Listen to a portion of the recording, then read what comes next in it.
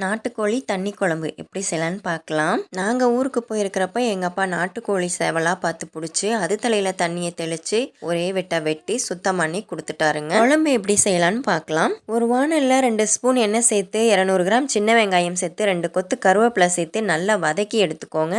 வதக்கின சின்ன வெங்காயத்தை ஒரு மிக்சி ஜாரில் சேர்த்து 5லேருந்து 6 ஸ்பூன் மல்லித்தூள் சேர்த்து நல்லா நைஸாக அரைச்சி எடுத்துக்கோங்க. ஒரு ஜாரில் இஞ்சி பூண்டு பேஸ்ட்டும் அரைச்சி எடுத்துக்கோங்க. குக்கர் ஹீட் பண்ணி 2 ஸ்பூன் ஆயில் சேர்த்து கடுகு கருவேப்பிலை போட்டு இஞ்சி பூண்டு பேஸ்ட் போட்டு வதக்கி சுத்தம் பண்ணி வச்ச நாட்டுக்கோழி கறியையும் சேர்த்து நல்லா வதக்கி அரைச்சி வச்ச மசாலாவையும் சேர்த்து வதக்கி தேவையான அளவு தண்ணி ஊற்றி குக்கர் மூடி போட்டு 4 விசில் விட்டு எடுத்தீங்கன்னா அருமையான நாட்டுக்கோழி தண்ணி குழம்பு ரெடிங்க.